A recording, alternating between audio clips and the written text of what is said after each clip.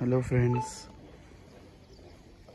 మూగజీవాలైన చేపలకు ఏదైనా ఆహారం పెట్టాలి అనుకుంటే చూడండి, ధర్మవరం పట్టణం చెలిమిలో వేల చేపలు కొలువైన ఈ నీటిలో ఎప్పుడైనా మీరు బురుగులు కానీ ఏదైనా ఆహారం సమయం ఉన్నప్పుడు వీటికి ఫుడ్ వేసి హెల్ప్ చేయండి.